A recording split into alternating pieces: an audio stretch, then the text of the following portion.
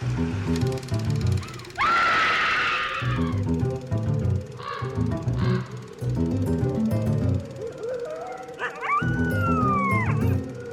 and welcome to Scream Scene, the horror movie podcast where we watch every horror movie ever made in chronological order and then we rank them from best to worst. My name's Sarah. And I'm Ben. Thank you for listening to us today.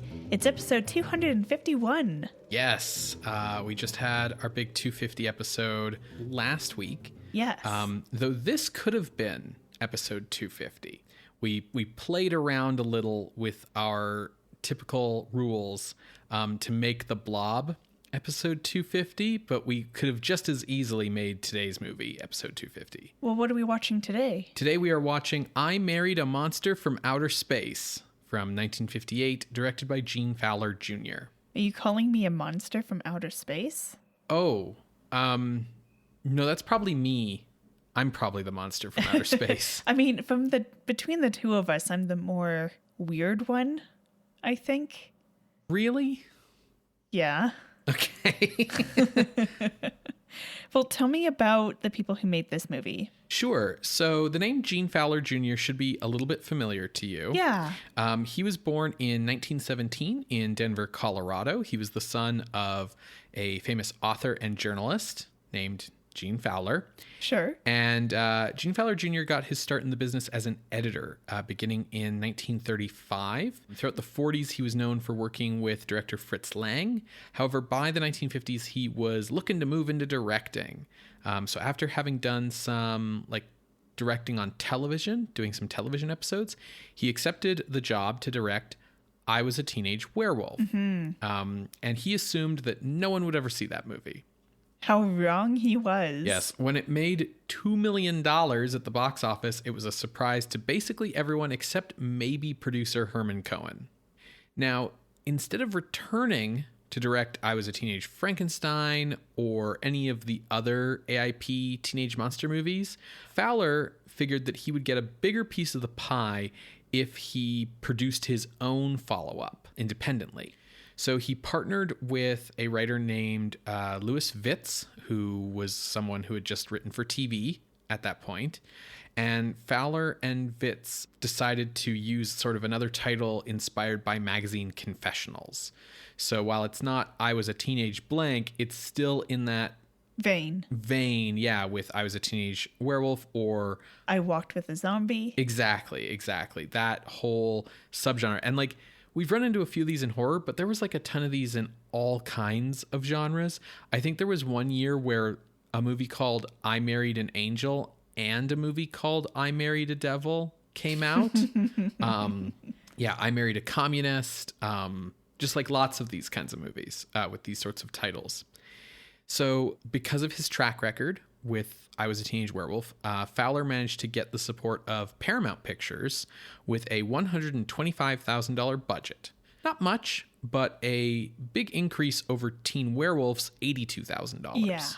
Basically, this was treated as an independent production with Fowler in charge, but it was produced in-house at Paramount. So Fowler had access to all of the on-contract Paramount talent. But he had a lot of creative freedom because it was basically just treated as yeah, here's some money, go off and do it. Sure. And the fact that it's produced in-house probably explains why it was considered the A picture of the double feature. Yes, you've got it entirely. Now, because of this increased creative freedom, Louis Vitz became very protective over his screenplay, very resistant to any changes. Because there was no one forcing him to make changes. Basically, the only request that Paramount made was that the aliens had to glow. Do you know why that was a request? No clue. Might have been just because their visual effects guy wanted to try out a new glowing effect or something like that. Okay. So that was really the only studio note he got. So much to the consternation of the cast, Vitz became very much you have to say every word exactly as it is in the screenplay, which most movie writers don't get a chance to be that protective. Yeah, well, I don't think it's good to be that protective. I understand being protective of your creative work, but, if there's a difference between someone saying a line of like, why I oughta, rather than like, well, I ought to smack you. Right, like, sure. I don't know. Speaking of that cast, the film's male lead is Tom Tryan, a man who did not have a good time as an actor. Oh, no. He was born in 1926 in Hartford, Connecticut. He came from like something of like a wealthy like New England family. His father was a clothier, and like Tryan went to Yale and things like this. And he had acted on Broadway in the early 1950s before arriving in Hollywood on April 1st, 1955. Perhaps an omen of things to come. He signed a long-term contract with Paramount, but mostly just appeared on television or in small roles. Very rarely was he the lead. Here we see him as the lead in a, $125K production. His co-stars on this film remembered him as being cordial but aloof, and that he like hated making this movie. Okay. From 1958 to 1961, he starred as Texas John Slaughter in a series of Disney TV movies about the historical Confederate cowboy and killer of indigenous and Mexican peoples in Arizona and New Mexico. So apt last name, Slaughter? I guess. I mean, like, in the context of American culture at the time and these Disney TV movies, it's more of like I'm a hero cowboy fighting those bad Injuns kind of thing, right? But, sure. But in the context of reality. Sure. He finally got a starring role in an A picture, The Cardinal, in 1963. It was a big hit, and Tryan was nominated for a Golden Globe, but the production was a harrowing one for Tryan. It basically broke him. He spent that whole shoot being harassed, bullied, and humiliated by the film's director, Otto Preminger. Preminger insulted and terrorized Tryan, including an incident where he invited Tryan's parents to the set, fired Tryan in front of them, and then rehired Tryan after his parents had left. Is this a, like, director trying to do something here, or he was just picking on his actor? I don't really know. I'm not super familiar with The Cardinal. From what I understand, the goal was to make Tryan feel humiliated all the time. But I don't really know if that was a goal just because Preminger didn't like him, or if it was a goal for, like, some sort of wild creative reason. You know what I mean? Yeah. Either way, bad. Awful. Yes. So disillusioned with acting, Tryan retired in 1969 and became a novelist, specifically like a horror novelist. He wrote horror novels like The Other and Harvest Home, both of which were adapted into films.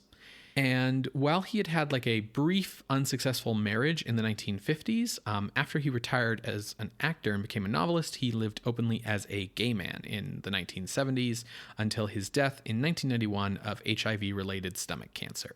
Tryan's co-star in this film is actress Gloria Talbott, who is mostly known for like supporting roles in big pictures like All That Heaven Allows, where she plays Jane Wyman's daughter. Haven't we seen her before? Yes, we saw her in The Daughter of Dr. Jekyll, where she was the daughter of Dr. Jekyll. Yes. She also appeared in the Burt I. Gordon giant monster movie, The Cyclops, which was like on the same double bill with Daughter of Dr. Jekyll. Talbott enjoyed working on this movie, although she did recall it to be a hectic and tense atmosphere on set. But she grew frustrated with Louis Witz hanging around to make sure that his dialogue was read word for word. I guess he would like stand by the camera and like watch the actors like in every take. And like if they like flubbed a line, it was like, nope, you got to do it again. And it's like, who's directing this picture, my dude? Yeah. Co-stars in the cast include actor Ty Hungerford, who was born Orison Whipple Hungerford Jr. in 1930. That's a long name. Yes, he was a former college football star and Army lieutenant who was scouted by Paramount and appeared in a number of films for them throughout 1958.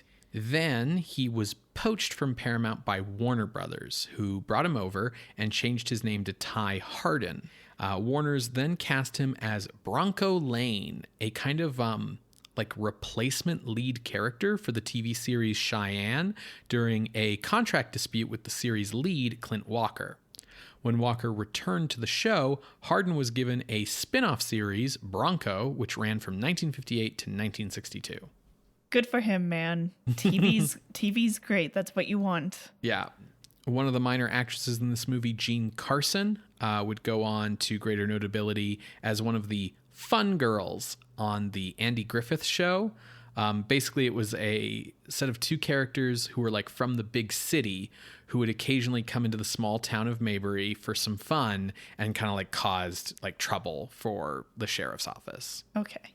Steve London, an Air Force engineer turned actor, appears in this film. He would gain greater notoriety playing wiretap specialist Jack Rossman on the TV series The Untouchables from 1959 to 1963, and he actually became a lawyer after his acting career faded. Like, went back to school, or he already had the schooling under his belt and he just like passed the bar exam? No, his schooling was as a engineer. He got like officer training Yeah. for his schooling. His schooling was through the armed forces. Yeah. Then in a sort of like almost a cameo role in this movie, we have famous ex-boxer turned character actor and nightclub owner Maxie Rosenbaum, aka Slapsy Maxie.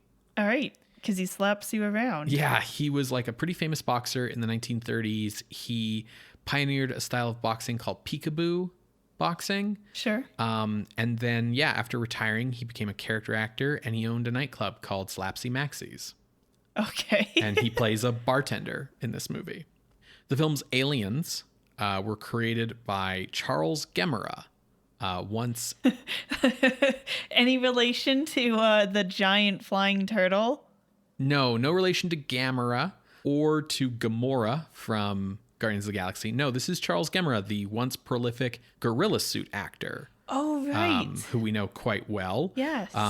By the 1950s, he had sold off his gorilla suit, as we've talked about in previous episodes, and he had actually transitioned into special effects makeup. He had previously created the aliens for War of the Worlds.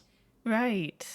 The film's visual effects are by John P. Fulton, who for years was the head of the special effects department at Universal. He worked on all the classic horror movies there, most notably The Invisible Man and its sequels.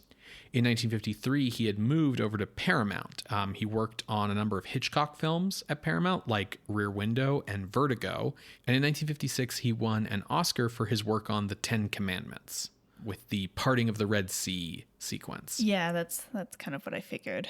Now, Fulton wasn't the only Hitchcock collaborator working on this film, as it was edited by George Tomasini, who innovated the art of editing on Hitchcock films like Rear Window, To Catch a Thief, The Man Who Knew Too Much, the 1956 version, Vertigo, North by Northwest, Psycho, The Birds, and Marnie. He also edited the 1960 version of The Time Machine, the 1961 The Misfits, the 1962 version of Cape Fear, and In Harm's Way in 1965. His career was cut tragically short, however, when he passed away of a heart attack in 1964. Oh, dang. Yeah, unfortunate. So I Married a Monster from Outer Space. Did you? Was really? Should I meet this person? I Married a Monster from Outer Space was released on September 10th, 1968, originally, as we mentioned, as the A picture to The Blob. And you hit the nail on the head. That's because The Blob was an indie picture that had been bought by Paramount, whereas this was an in-house production. However, it soon became clear that The Blob, with its color photography and catchy theme song, was the draw to theaters, whereas the more like somber black and white I Married a Monster from Outer Space was like not quite as much what audiences were coming to see, so it was bumped down to the B movie position. How do theaters, or I guess like studios, determine which one was the bigger draw? Because they're playing at the same time. Yeah, I'm not 100% sure, just because this is like an era of releasing that like doesn't exist anymore. I suspect it has something to do with the fact that like people coming up to the box office and saying, hey, can I get a ticket for The Blob? Sure. You know, way more than they're coming up and saying, hey, I want a ticket for I Married a Monster from Outer Space. Might just because The Blob is a shorter title. Who knows? Now, contemporary reviews of this film were positive, if somewhat condescending, due to the genre and title. The special effects, screenplay, acting, and cinematography were all subjects of praise. In later years, the film has become something of a cult favorite, again, thanks to the lurid title, and it remains well regarded today.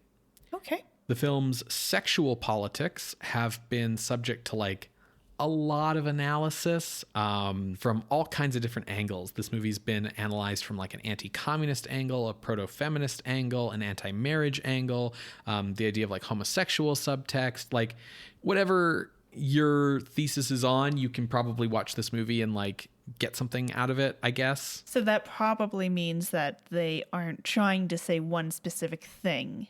People are pulling what they want from it. Probably. We'll see. True. See what academic analyses we can generate on this movie's themes. Oh, just you wait, Ben. I did a communications master's degree. I can make gold from shit no matter what. So if you're wanting to watch along with us today, I Married a Monster from Outer Space is available on DVD, and it is also on iTunes, Google Play, and on YouTube. Okay. If it's on YouTube, that means that you can find it on our YouTube playlist, which you will find on our website, screamscenepodcast.com. You're going to hear a brief musical interlude, and when we come back, we will discuss I Married a Monster from Outer Space from 1958, directed by Gene Fowler Jr. See you on the other side, everybody.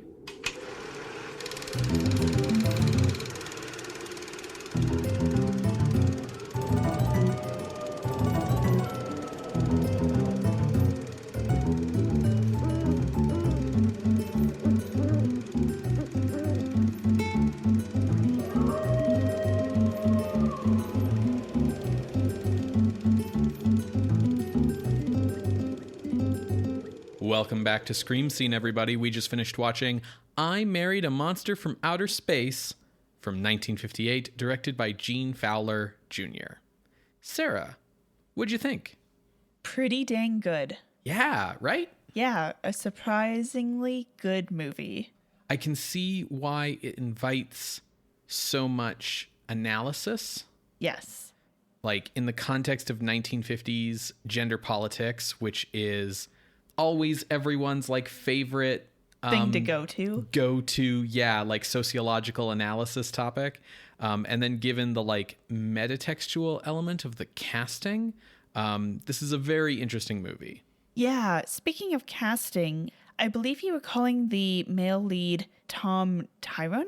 Yeah, I screwed up. His name is Tryan. Yeah, Tryan. Yeah, I mixed up when I was talking about him in the intro. I can see why Tom Tryan did not enjoy making this movie, because his own marriage to Anne Noyes fell apart the same year this was made. Ooh. And playing a character who is living a lie in his marriage must have been difficult. I mean, as always, we're getting ahead of ourselves, but I think he plays well. I think he does a really good job here. Yes. But, it was probably a situation where it was maybe this is hitting a little too close to home for him. Well, how about I give the plot synopsis? Mm-hmm. It is on the longer side, but I think it's all worth it. Okay. So we open, and it's a bachelor's party. It's one last night of freedom, as they say, literally in the movie, which is great. Love hearing that shit. Yeah, lots of old-fashioned, old ball and chain hack stand-up comedian jokes about marriage at the start of this movie. Yeah, throughout the movie, let's be serious. But our bridegroom, his name is Bill, and he's excited to be married, and he decides to actually head home early so he can swing by his fiance's place. Her name is Marge, because he wants to say goodnight, which is so sweet. But as he is driving, he sees a man lying in the middle of the road. And so he stops. And he actually stops a little too late. He does kind of hit the body on the road. I mean, it does look like it was maybe already dead, but yes. But he gets out and there's no one there.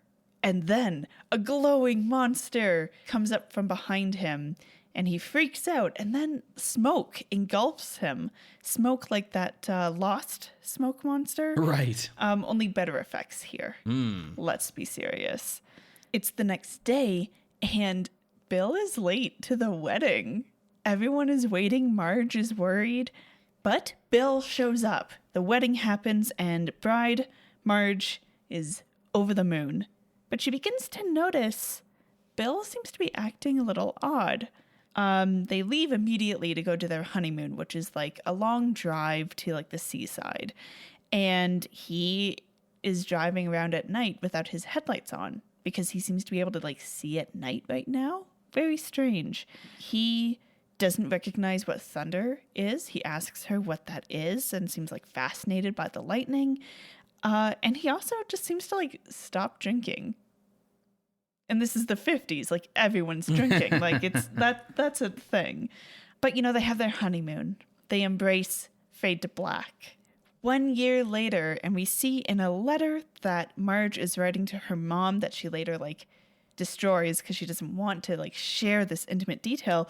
But she admits in this letter that Bill doesn't seem to be like the man that she fell in love with. He seems distant, cold, doesn't really show any kind of affection, and honestly, he seems like a stranger. And this is the beginning of the what I'll call barely disguised subtext of this movie's allegory. Yes. We do see that Marge is going to the doctor because she's like, it's been a year and I'm not pregnant yet. Can I have children? And her doctor's like, you're good to go, Marge, but maybe have Bill stop by. She brings this up to Bill and she's a little nervous about doing it. And Bill, you know, doesn't go on like a rampage or anything, but he's clearly like upset at the idea that something's might be wrong with him and is like, yeah, I'll go, but is clearly like hesitant about going to see the doctor. So like I said, it's 1 year later, so it's their anniversary. And as a present, Marge gets Bill a dog. He grew up with dogs. He must love dogs, right? Well, this dog does not love him. He immediately is growling and barking and trying to bite at Bill. So they put the dog in the basement. And this is when the movie got like really uncomfortable for me because it's like in the dark in the fucking basement. They don't even leave a light on for this dog. They have a little like dish for water, but it's on the shortest leash I've ever seen, tied up in the corner.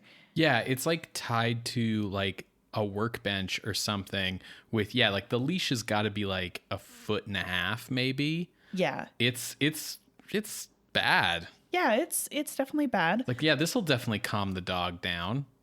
So Bill goes down to like try to make friends with the dog, but actually ends up killing it by trying to make it stop barking. Marge overhears this and rushes down, and Bill gives the excuse of, well, his collar was too tight. He choked himself to death. Either way, a terrible way to go. Oh my God. So yes, the dog does die. Mm-hmm. He's introduced and then killed off right away. Throughout this time, we are seeing that other men in town are being attacked by smoke and seemingly replaced, including Bill's friend Sam, some police officers, etc. So one night, you know, Bill goes out on a late night walk, and Marge follows because she's been very concerned about the way he's been behaving, especially after the death of the dog. She hears him kill a cat, and then he heads to the forest. She follows and then sees basically Bill standing in front of a spaceship. Smoke leaves his body and forms into the glowing creature we saw at the very beginning, and then that creature walks into the spaceship. Marge goes to Bill's body, but he is just like a shell, and he actually ends up falling, and like a bug crawls on his face, and so Marge freaks out because like, what is going on? She frantically manages to get back to town, and she sees that there's a local dive bar open, so she immediately goes in, kind of like Maurice in Beauty and the Beast. And no one believes her. One guy starts hitting on her because she is in her nightgown with just a coat on, but he's a real creep about it. He's a super real creep about it. And frankly, the fact that she's in her nightgown with like a house robe on and like no shoes should indicate that something is wrong. Yeah, when she comes in and she's like screaming and hysterical and is like, someone please help me. Someone, you got to believe me. The fact that like the bartender's like, oh, she must be drunk. And this creep is like, hey, baby, what's your number? It's like, holy shit. Yeah. This town, it's called Norrisville. Norrisville. Yeah, they're not good people. Well, let's put a pin in that, file it under barely concealed subtext and allegory, and come back to it later. Marge leaves the local dive bar and then heads to Chief of Police. I forget his name. Chief Collins. Chief Collins. And she's like, you have to believe me. And he's like, well, I believe you saw something. I don't know if what you saw was actually a spaceship, but don't tell anyone because you don't want them to know that you've seen something. Yeah, if what you say is true, you got to be careful. Yeah. So she leaves and she goes back home, and then we see that Chief Collins has been taken over as well. Le gasp. So now the tension moves from Marge trying to engage with Bill, who's being cold, to Marge now living with this like monster, and she can't tell anyone. At one point, we see that Sam, Bill's friend who's been taken over, gets engaged to his longtime girlfriend, Helen. And Helen's like, yeah, finally begged him. Marge goes to her and says, you shouldn't marry him because something weird is going on. And she tries to tell her, but she goes through with the marriage anyways. And Bill goes to Marge and is like, what were you trying to tell Helen? And she's like, nothing. Don't worry about it. What I think is important about that scene is that Marge has no reason to believe that like Sam has been taken over. She basically knows that Bill has been taken over, but she's warning Helen as a kind of like just in case. Yeah. Like she doesn't know how many men are monsters, but your man might be a monster. So maybe don't rush into marrying him. And she does. Helen rushes right in. Mm-hmm. Now, it's been some time later, and everyone's going to the beach. Bill, Marge, Sam, Helen, everyone. And there's a boating accident. And Sam falls overboard, and he nearly drowns. They bring him to the shore, and a doctor's there, and he gives Sam some oxygen. And the oxygen kills him. He was alive when he was on shore, and even the doctor is flabbergasted. It seems like the oxygen really did kill him. Now, of course, Bill and another friend of theirs who has been turned share a look that, like, that's how they get killed. Right, yeah, but, like oxygen is toxic to them. Yeah. I think based on some dialogue in a different scene about how they've improved the bodies, that they breathe methane. Yeah. Yeah. That night, Marge confronts Bill. She's like, Sam died because of oxygen. I know that you aren't human. Mm-hmm. So Bill explains, we are aliens from Andromeda. We had to leave our planet because our sun was collapsing or something. It was giving off radiation. And as we were, as a race, preparing to leave and travel through space, the radiation ended up killing all of our women. Just all women dead. Still we left, and, you know, we want to be able to continue our race, so we want to be able to have kids. And right now we are trying to change our DNA, basically, so we can procreate with humans. And Marge is like, she's said before that she wants kids, right? And so she's like, but when you have kids with humans, what will they be? And Bill's like, they would be like us. Mm-hmm. And this is too much for Marge. She like can't take it. She runs out. She goes back to Chief Collins. He again is like, no, don't worry about it, because she doesn't know he's turned yet. She tries to call Washington, D.C. All lines to Washington are busy. She tries to send a telegram. The telegram man rips it up. She tries to leave town. The road is out because it's been washed away from the rain that we haven't had. All of these things. Are you going to talk about what happens to that creep? I forgot to mention what happens to that creep. So this is before Sam drowns. But the creep is like hanging out around Marge's house. Yeah, even more creep than you thought he was. Yeah. So here's the thing about the aliens. They can periodically send telepathic messages to other aliens. So Bill sees this creep outside. He doesn't know what's going on, so he radios in for the cop aliens to come over. And so they stop the creep, and the creep's like, yeah, I mean, like, listen, I'll give it to you straight, Coppa. She was in here raving like a lunatic, and I thought maybe, like, I would just follow her home, and next time she came running out, I would be here to, Be here for things. And the cops are like, do you have a permit for the gun you're carrying? We're going to take you downtown. Now, creep pulls a gun on a police officer. Keep in mind, it's like, it is night. In the suburbs. But yes, in the suburbs, he pulls a gun on a cop in a small town. And he's like, what you gonna do about it, copper? And he like plugs the cop and nothing happens. And the cop's just like smiling at him. So they like knock out the creep. The two cops turn to each other and they're like, do you think we can use him? Nah, probably not. And then shoot him point blank. Oh yeah, like mob execution, like back of the head, like yeah. Yeah. And it's right outside. Marge wakes up from it, and Bill's been watching this the whole time, and he's like, don't worry, dear. It's just a car backfiring. Yeah. So this whole subplot is wild because A, it's super unpleasant. Yeah. I mean, it's a horror movie, Ben. Sure. B, it's totally not necessary to the plot. Like, you could cut it all out and you wouldn't notice it was gone. So its only real purpose is thematic, and I'll talk about it later, I guess, when we get to that stuff. But I really just want to, like, run down what this creep thinks, like, acceptable behavior is. Like, 1, a lady comes into a bar downtown wearing nothing but a nightgown and a house robe, and you think, I'll hit on this chick. 2, when that doesn't work, you follow her home and then just like hang around in case she happens to leave the house. 3, when some police are like, hey, what the fuck are you doing hanging around this house? He's like, hey, there's no law against hanging around. Like, what are you gonna take me in on, cop? And when they're like, I don't know, do you have a permit for your gun? You pull a gun and point blank shoot this police officer.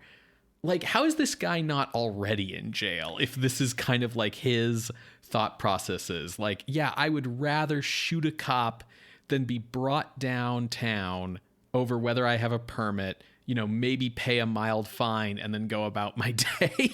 Yeah, it's... He also is wearing like an all black suit with like a white tie and like a fedora. And I'm like, are you the mob? I think he's supposed to be. Yeah. I would not be surprised if he took out a dime and started, twirling it in his hand. Yeah, exactly. Anyways. So Marge is running out of options. Finally, she heads to her doctor, like the only other person in authority she can think of to go to. And he ends up actually believing her. And he's like, well, why didn't you think that I was one of them? And she's like, I had to take that chance. No one else believes me, or they've already been turned. So they're like, okay, well, how are we going to be able to tell, like, taken guys from, like, non-taken guys? And just then they pass the maternity ward where one of Bill's friends who has not been taken is celebrating the birth of his twin girls. And they're like, I know where I can find real red-blooded Americans, the maternity ward. So the doctor rallies these men. They head off to the forest, and one of them even brings 2 German Shepherd hunting dogs.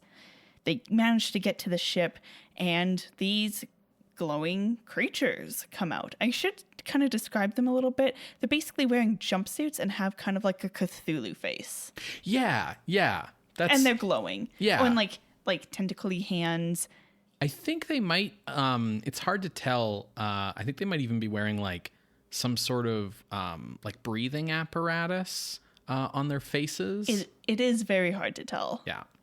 But anyways, these dudes come out as I'll call them hunters, are arriving. The hunters try unloading their rifles and pistols. No dice. Yeah. If you've seen one of these movies, you know the situation. Of course, the aliens do have ray guns. Yes, and they just evaporate you. Vaporize? They vaporize you. Yeah. So the dude with the dogs lets them loose. And these dogs are smart. Rather than just straight up attacking, they crawl, army crawl, to get at the surprise. One manages to like bite off like a tentacle or maybe external artery or breathing tube or something. Like I said, it's a little hard to tell. And it kills that alien. And then the dog and that alien are promptly vaporized by another alien. But remember, there's two dogs. So that second dog gets that second alien. And after the alien dies, he dissolves into star jelly. Yeah, the alien deaths are actually surprisingly gruesome. Yeah. Like for one thing, when the dogs rip the tubes off or whatever, there's spurts of some sort of dark liquid that might be alien blood or something else. And then they they melt into goo. Yeah, they're glowing stops as well. It's pretty neat. Now, as the hunters were arriving, the aliens that were in the ship did their little radio beacon over to the men in town. So Bill, the cops, they're on their way to come serve as backup to the aliens. But before they can get there, the hunters enter the spaceship and they see all the men that have been taken over strung up just along the walls. Yeah, almost like they're on meat hooks or something. Yeah. And then at their feet, they're connected to some kind of technical apparatus or equipment. And the doctor's these are broadcasting equipment so that aliens can maintain the form and the emotion, impulses, thought processes, whatever. Yeah, because they're clearly drawing on the memories of the people they've taken over so that they can function in society and stuff, right? Yeah. It is good to note that this is the first time in the movie where it's clear that the aliens aren't possessing the actual human bodies, that they just have these shells that they've created, and B, that the humans who have been taken over are still alive and can be saved. So they unplug the humans, and we see with the two police officers that those aliens die and dissolve into star jelly. But Bill manages to make his way. Now, Marge is also making her way. Marge and Bill have one last encounter where Bill laments but I was learning to love. And then he dies and turns into star jelly. Yeah, it probably goes without saying that this movie has a healthy dose of the aliens don't have emotions and what is this thing you humans call love? Yeah. Now we cut back to Chief Collins. He pulls out a high-tech radio and he's Earth invasion has failed. Destroy scout ship. All of our alien people here have been destroyed. And he radios that just before he himself is destroyed. The ship explodes just as everyone gets out, including the real Bill. And Bill and Marge have a loving embrace. And just as the end text comes up, we see in orbit just tons of ships, just tons leaving orbit, being get the fuck out, peace. We'll find a planet that, is into monster sex. Exactly. Yeah. I mean, that is Earth. That is Earth. But maybe they needed to wait 30 years. Right. Yeah. They saw that creature from the Black Lagoon had come out and people were into monsters. So they're Right. okay, yeah, maybe this place. And then it was no. Anyways, yes, that's the end. Yeah. So before we even get into the subtext. Yeah. This movie's just very well made. It has some of the least effective day for night I've seen in a long time.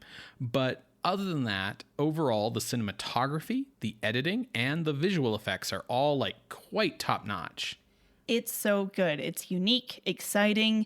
They're pushing boundaries. They saw an opportunity to experiment in a like in a studio picture that no one gives a fuck about. Right. And they took it and they fucking nailed it. Yeah.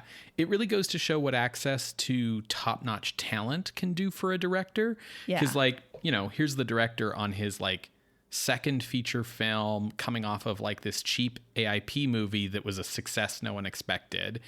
And he's working with, you know, a studio cinematographer, a studio editor, a studio visual effects supervisor, and getting, you know, just all this awesome stuff, right? We open with a crane shot.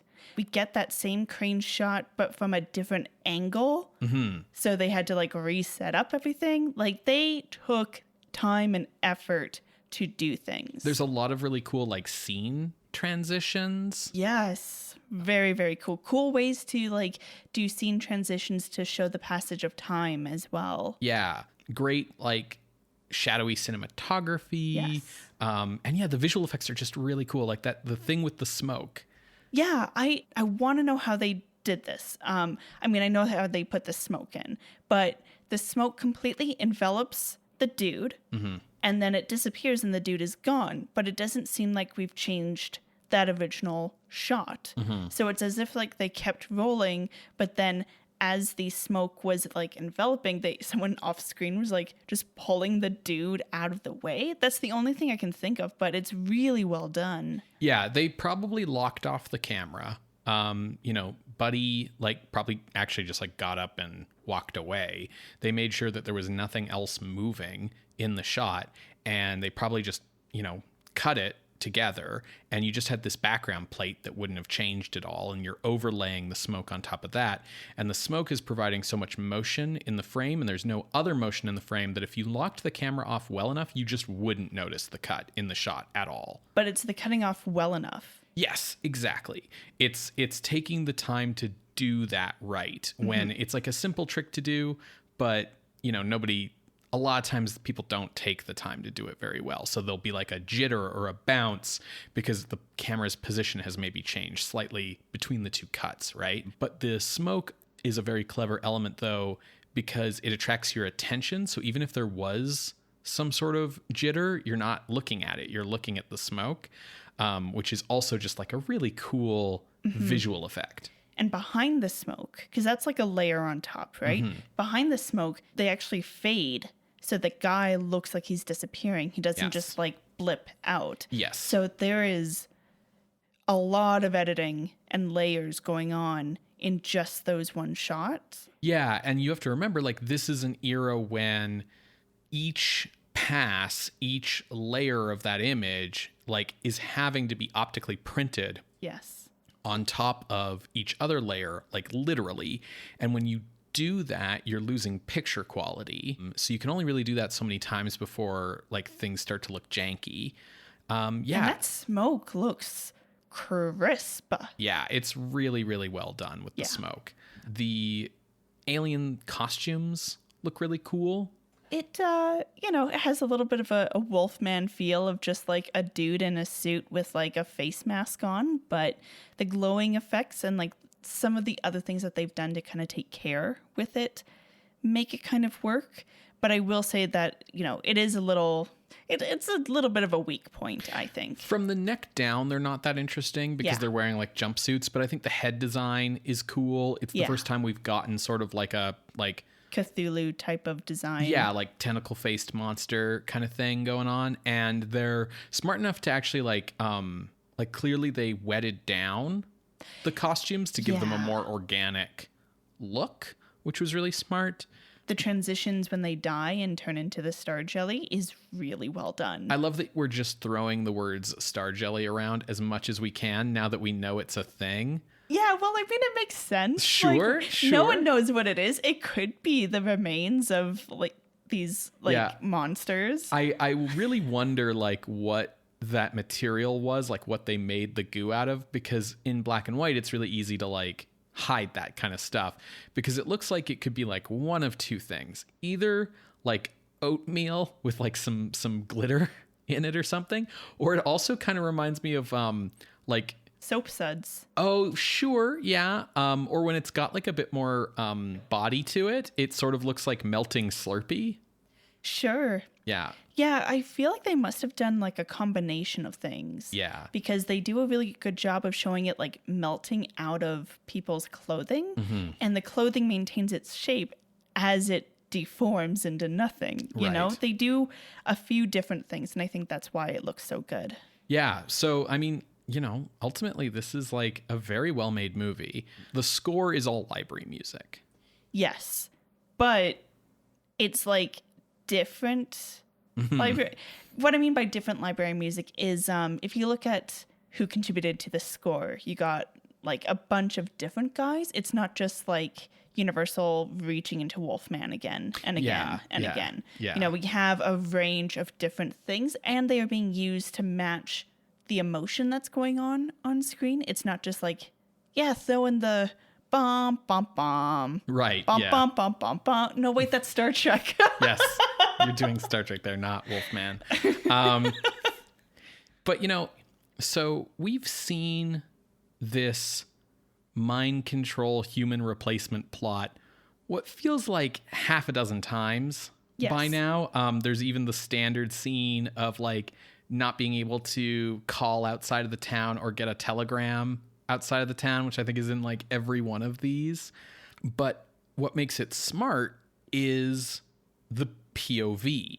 Yes. Right? Like we are with Marge the whole movie and she's the one experiencing the horror. Like there's been past episodes we've talked about where we've identified that like the movies aren't from the right POV, right? Like, oh, this would be horror if they told it from the woman's point of view, but because it's from the man's point of view, it's not as horrific as it could be. We've said that like a lot of different times.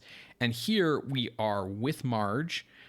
She's the one experiencing things. And the far out premise of this movie is that Marge lives in a world where the man she married isn't the one she fell in love with, where any man around her could be a monster and there's no way to tell until it's too late, and she can't depend on any authority figures to believe or help her because they might just be defending the man monsters.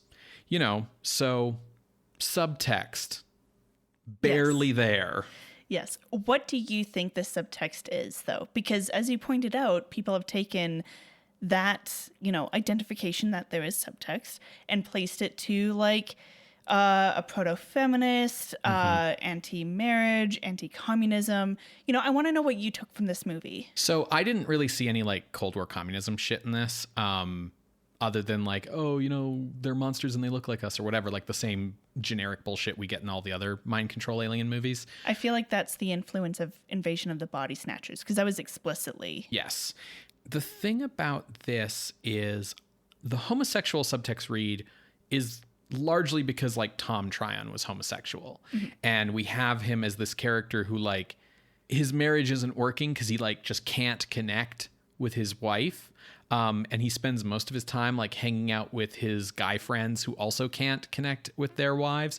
So I can see that. I don't really think that's part of what the movie's talking about. I do think that truth of Tryon's life is contributing to the effectiveness of his performance, maybe. I really am curious to know like if Paramount knew that he was gay, because the thing is, if you were gay in Hollywood in the 50s and you weren't out about it, which means you're most of the gay people in Hollywood in the 50s, very few people out in the 50s. But if you weren't out, that doesn't necessarily mean that like the studio didn't know you were gay. In fact, it was probably in the best interests of the studio to know you were gay so that they could best control your image and prevent anyone else from finding out. So I would be really interested to know if the studio knew and if that played a part in his casting in any way.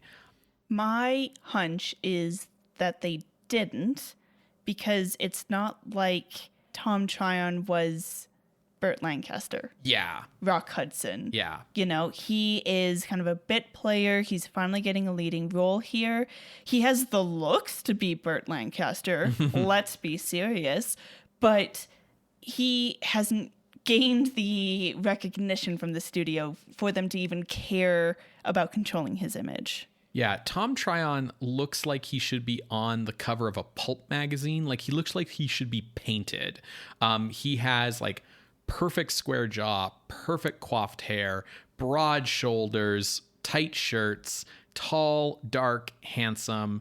Like, he is immensely beautiful. And then he just has this like troubled nature to him, which really works well for the role. Yes. That's the Burt Lancaster. There's a reason why he works so well in Sweet Smell of Success, but I'm diverging from what we are supposed to be talking about. Yes. So Tom Tryon is good in this movie. I think his performance has enough pathos that even though his like whole "our race is dying, so we needed yours" speech is very old hat, like just as old hat as the mind control plot, you almost feel sorry for the aliens even as they're being destroyed at the end, because he's managed to like invest Bill with some pathos. Yeah, he really shows that he's like understanding emotions now. Yeah, but because the movie's not from his POV, because the movie's decided to be from Marge's POV, I think that the read I have on this movie is more of a feminist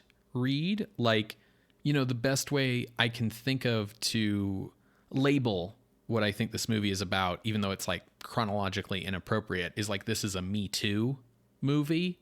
Like, this is a movie about the fact that like any man around you could be a monster. Not all men, but you can't know for certain. You know, you think you can trust your godfather, who's the chief of police, and he's really assuring you that nothing's wrong, but he's actually protecting the monsters who are in your town, who are all the men in your town. And I think that's why the creep subplot is here, because it doesn't give anything else to this movie other than to say like, hey, not all men are monsters, but also men don't have to be monsters to be shitty.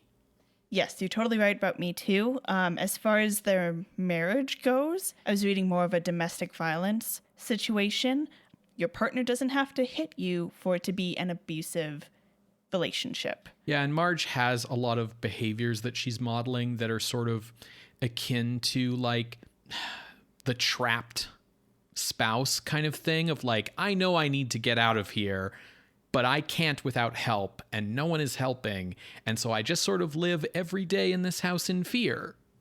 Yeah, the acts of violence that Bill does, at one point he crushes a lighter after, you know, he hides the fact that he's done this, and it's, but he does it after Marge suggests he sees a doctor. And so he's like, you know, growing stressed. He kills the dog, and it's quite like, you know, you don't see it, but you hear enough that it's like a challenging scene. For sure. And like, she's, you know, doing the thing where she's like tiptoeing around him for fear of how he'll react. She even outright says it when she's telling him he should go to the doctor, where she's like struggling to get it out. And he's like, come on, Marge, like out with it. What are you trying to tell me? And she even says, yeah, like, I can't predict how you're going to react to anything these days.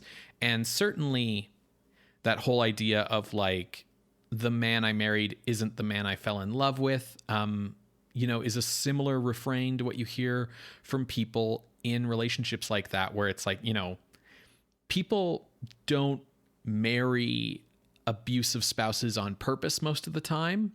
It's like, oh, well, now that I'm living with you and we're together every day, suddenly, you know, I'm seeing this other side of you that you were taking trouble not to present to me before. Yeah, at the very, like, I'll say, like, black and white kind of depiction of a typical domestic violence situation.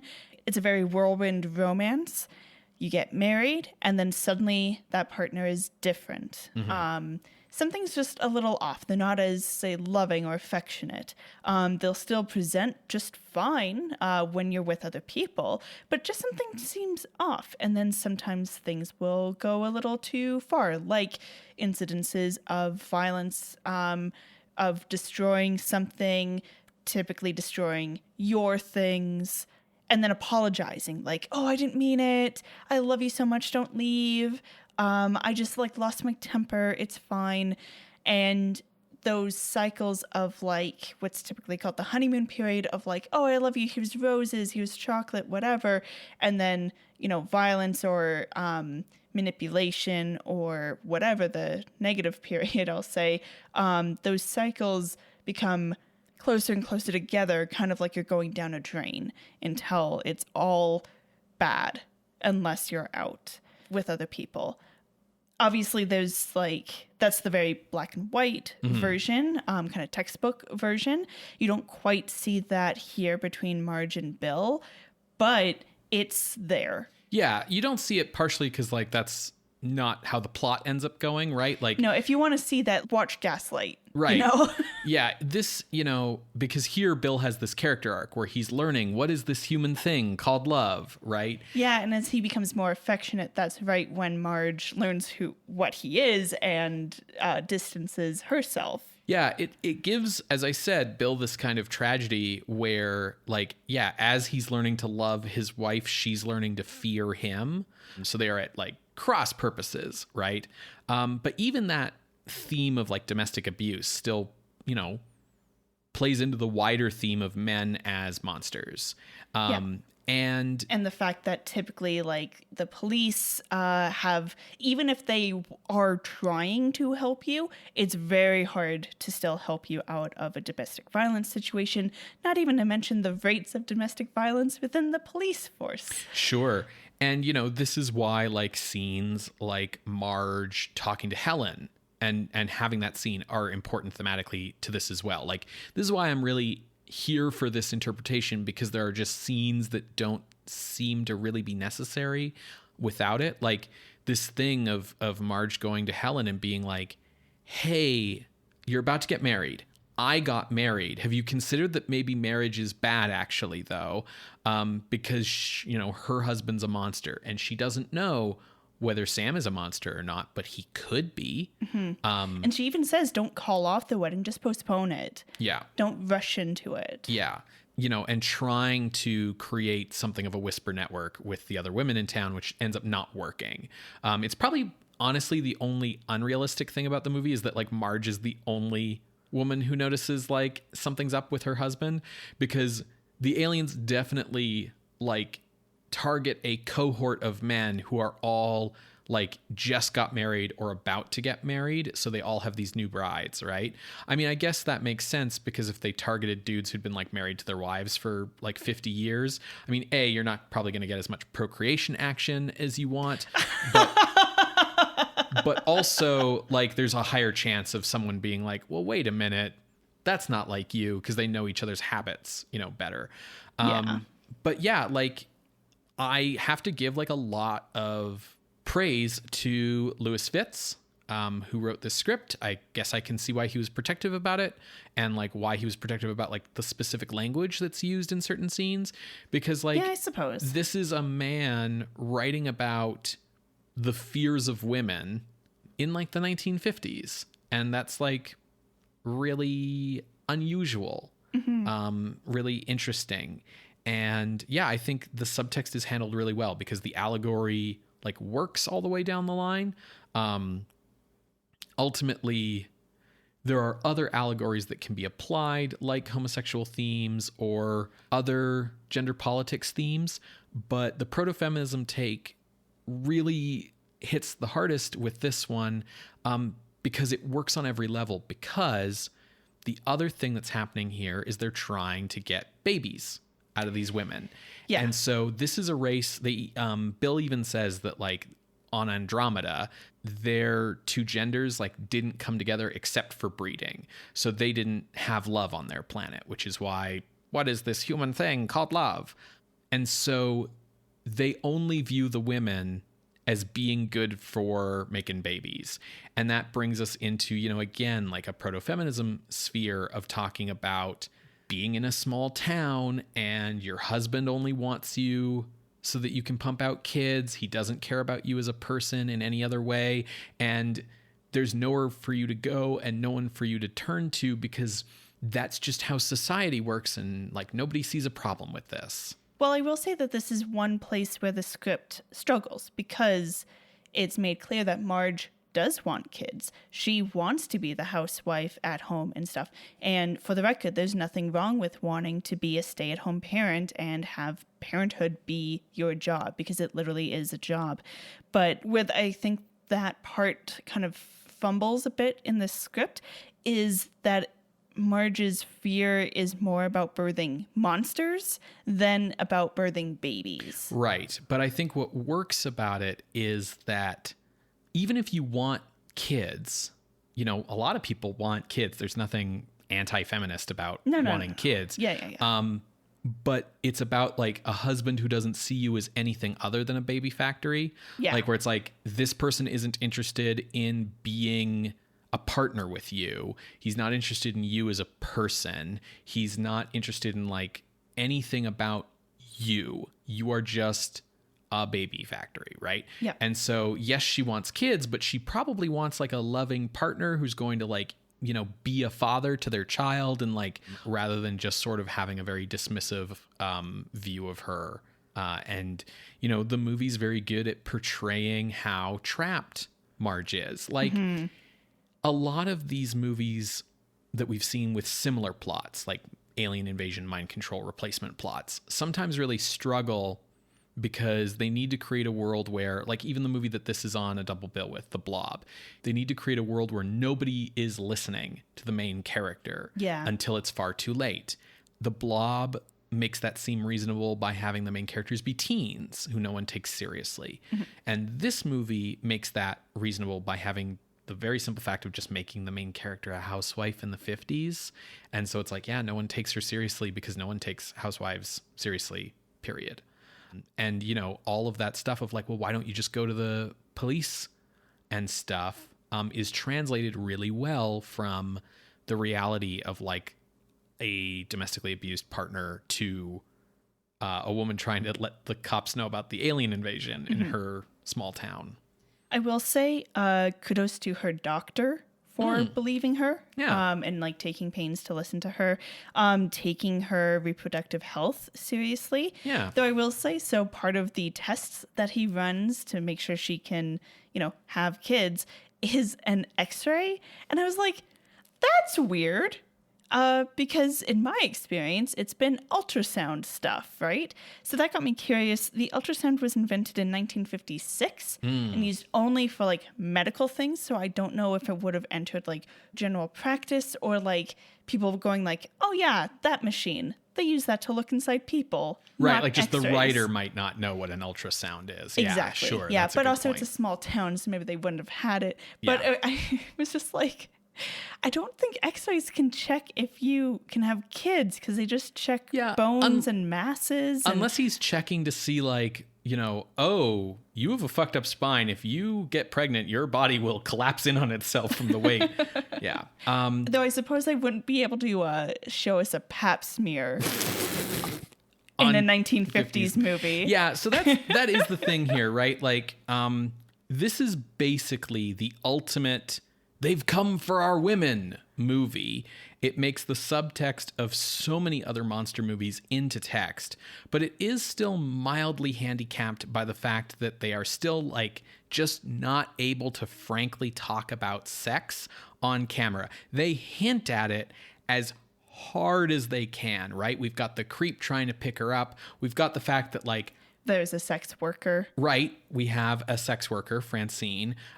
We've also, know that she's going to the doctor to try and figure out how to have kids. And part of the like retroactive horror of that is like, that means they fucked. Yeah. Like Marge isn't stupid. She's not going to her doctor and being like, "Doc, the stork hasn't arrived yet." Right. Like, so clearly they're having sex. It's just that they can't quite say it. Like, Sam, after he gets taken over by an alien, he's talking to the other men who have been taken over by aliens, and they're all like a bunch of sad sacks because I guess like they're allergic to alcohol. So they all go from being guys who drink constantly to not. The only guy who isn't taken over, the one who has the twins later, is like, "You guys used to be fun and come out drinking with me. And now you're stuck at home because of wives and the old ball and chain." And little does he know it's because they're aliens. But like, little does he know. But Sam is having a ball. Yeah. With it. So he's talking to the other aliens, and whereas Bill's learning what it means to be in love. Sam is learning what it means to be horny, basically. Yeah. Like, he's like, hey guys, like, have you tried it though? Because there's this one dude who's like, I hate humans. This body is disgusting. And Sam's like, nah, dude, like, have you tried it though? Like, it can be quite fun. So, you know, but they don't actually come out and say, like, what is it that's so fun, Sam? So I think that sort of handicaps it mildly, but honestly, it transcends all of those other They Came for Our Women movies because it's choosing to show the horror from the POV of the woman who's being threatened rather than like the cuckolded man who has to go and rescue her and like defend the honor of like English males or whatever. Like nobody cares. American males, Ben. Well, you know, if I'm thinking of Jonathan Harker. Nobody cares about Jonathan Harker, right? Like if it's supposed to be scary, make it Mina's POV, right? And we see like other female POVs in this movie. We see other women characters like Helen or Francine, the sex worker, showing us a variety of other points of view on the dangers of men than Marge's, right? Like Helen is just like, you know, maybe there is something to worry about with Sam here, but we've been dating for ages and I just need to get married because I cannot go become a career woman. I need, you know, to go be married and have this guy. Yeah, she's older, which I think is an important thing that we haven't really talked about. She would be like spinster age, whereas Marge is like 20. Right, yeah, like know? Marge is clearly like a very young woman, exactly. And Gloria Talbott is very good looking in this movie. She also is a great actress.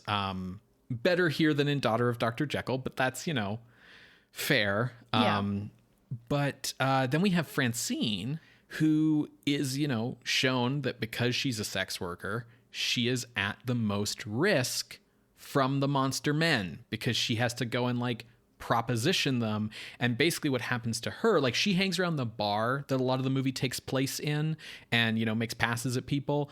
And then when it becomes clear that all the men in the bar are like, you know, aliens and they're weirdos, she leaves the bar and there's a dude in a trench coat, like he's Raphael from the Ninja Turtles, looking longingly at a baby doll in a toy store window, which like, if you think the movie wasn't trying to give the aliens pathos, like, nah, that scene proves that they do. But she goes up and she's trying to like hit on this guy and like pick him up. And then the alien turns to her. She sees it's an alien. She screams. The alien zaps her. She gets ray gunned, right?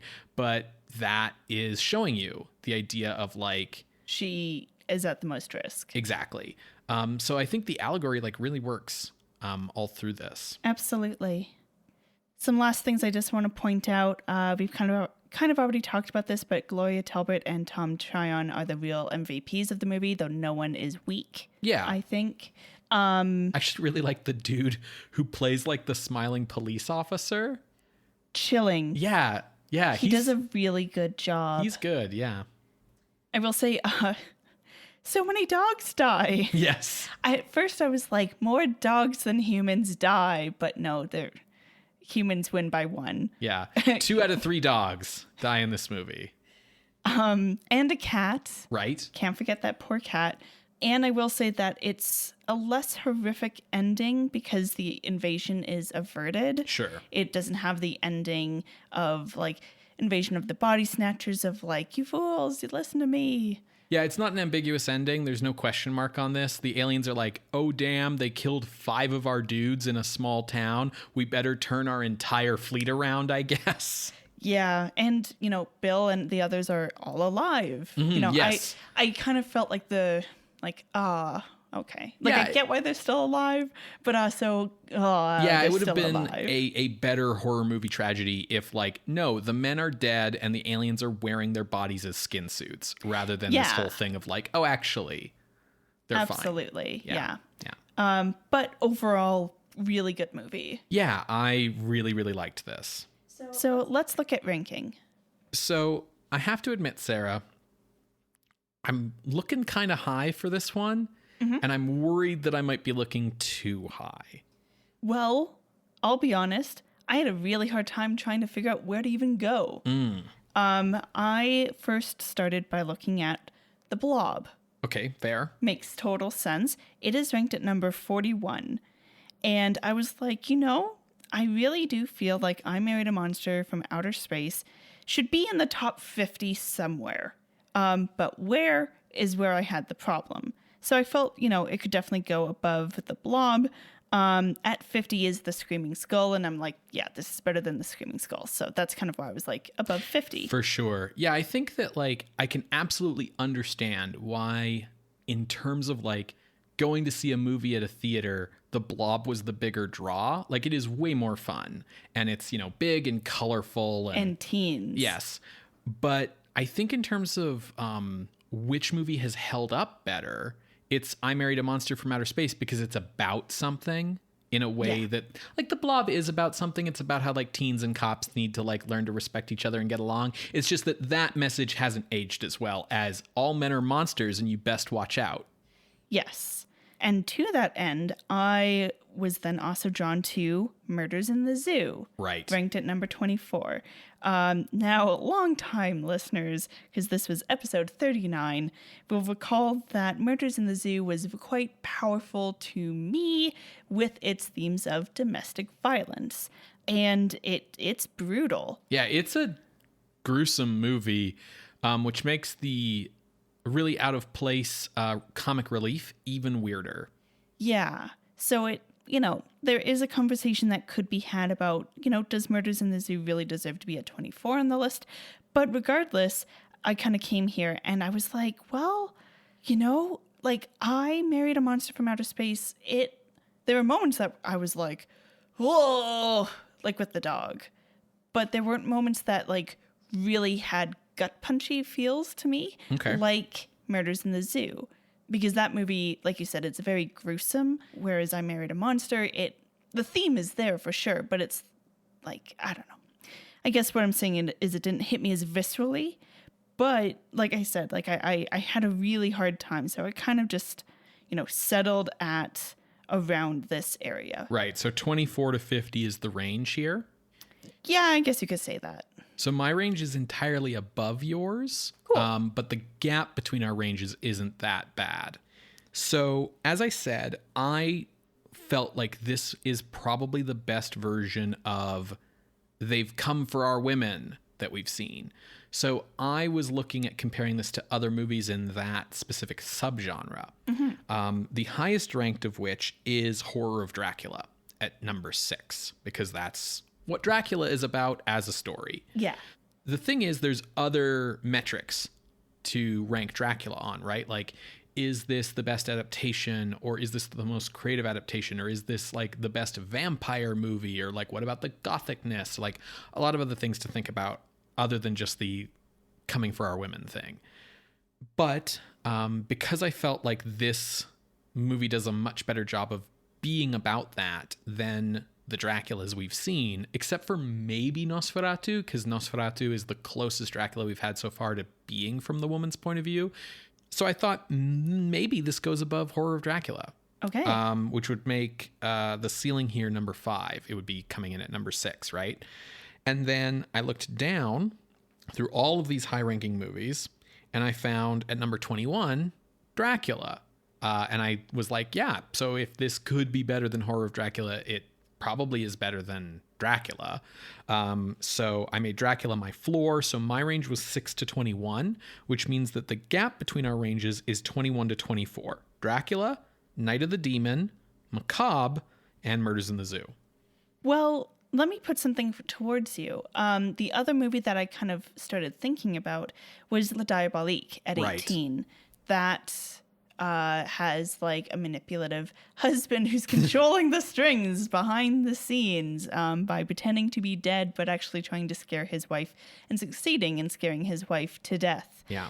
I think La Diabolique is probably better because even though the bad guys getting caught by the cops at the end is a bit out of nowhere and really makes the cops look like the worst fucking people because they basically wait for the wife to die so that they have a murder to charge on these people. The wife does die. Our lead character, our identification character, our Marge in that movie dies. Yeah. I mean, you could also have just said it's in the Criterion collection, but I completely agree. So let's look between La Diabolique and Murders in the Zoo.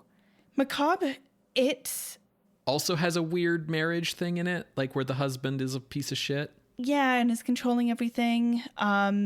It does have some like what the fuck is he doing? Because his daughter is like quote unquote missing and like is trying to scare the grandpa to death. Yeah. By having like a spooky skeleton in the casket. I think the problem with Macabre is that it's just a little bit too convoluted. Like, Yeah.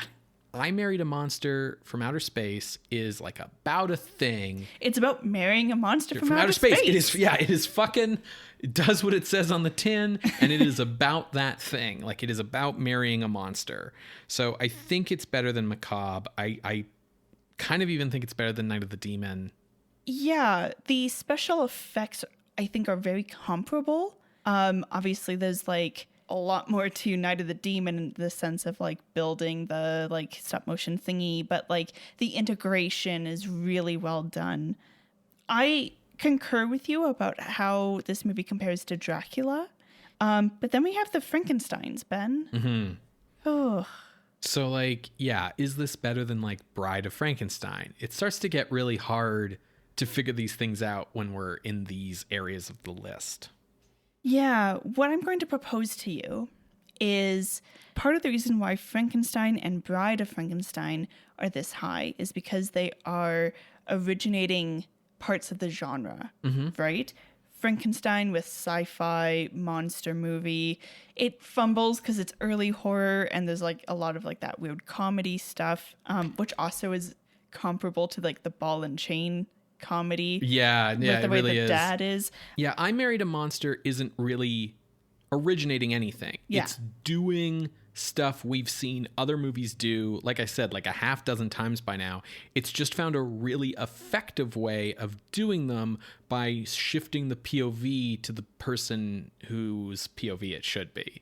And we even talk about how Bride of Frankenstein, you know, yes, it's originating that mix of queer, camp, goth, whatever, but a lot of people will see the horror as like, oh, the bride screaming at the end, when really it's like, oh, we're stuck in having to be heterosexuals. Yes. I want to propose to you that we put I Married a Monster from Outer Space between Bride and Dracula. Because, yes, it's not originating a new subgenre or whatever. It's doing it really, really well. And that subgenre that it's doing is better accomplished here than in Dracula.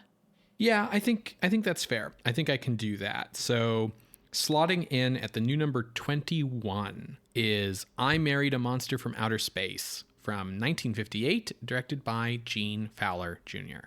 If you would like to see this list, you can go to our website, screamscenepodcast.com. There you can find links to the many episodes we have mentioned today, as well as our appeals box. If you would like to contest this or any other ranking, you can drop us a line through our Ask box on Tumblr. You can reach out over email at screamscenepodcast@gmail.com or over Twitter @_screamscene. Scream Scene updates every Wednesday on Apple Podcasts, Google Podcasts, SoundCloud, and Spotify. You can follow us on whatever app you use using our RSS feed. If you'd like to give the show a hand, you can help us out by leaving us a rating or a review on your podcasting app. That helps people find the show because it tells the algorithm to show people the show. If you don't want to trust algorithms, if you trust like good old-fashioned flesh and blood humans, you can do the work of letting people know about the show yourself by telling a friend about the show, whether that's through social media or just, in person, because speech is not yet owned by a billionaire. So maybe that's like the way to go. And if you want to help us become billionaires, then you can head over to patreon.com/screamscenepodcast, where you can become a creature of the night for as little as $1 a month. Doing so helps us pay our hosting fees. It helps us take the time out to do the research and the recording and get the films for the show each and every week. And we just really appreciate the support. It helps us know that what we're doing here is appreciated. And if you join at any level, then you can vote in our monthly polls to determine our horror adjacent bonus episode each month. The latest one just went up on Calling Dr. Death, the first of the Inner Sanctum mystery movies starring Lon Chaney. There'll be a new poll up on Patreon to vote for our May horror adjacent bonus episode. So if you want to check all that out, head on over to patreon.com/screamscenepodcast. So, Ben, what are we watching next week? Well, Sarah, I thought I'd just float an idea by you. which is I'm going to have a really busy week next week. Oh. I have a lot of stuff on my plate. And I thought maybe we could kind of take a break from doing a regular episode this upcoming week, but just to make sure that our creatures of the night are not totally devoid of our presence, I thought we could tackle an appeal request that's been sort of sitting on the docket for a while. A listener has sent in an appeal on Dr. Jekyll and Mr. Hyde, which is our #1 ranked movie. Yes. So taking the time to discuss that and do an appeal episode for that film. And then the week after, we can get back on track with our regularly scheduled programming, which is a Hammer competitor movie from the people who made Blood of the Vampire, called The Trollenberg Terror. Is it about a trolley monster? No, I assume that Trollenberg is a place in England or something. Okay. I mean, maybe it is a trolley monster. I don't know. We'll find out. It's Jimmy Sangster. Okay. Good old Jimmy. Well, regardless, we will still see you next week, Creatures of the Night. Bye. Bye.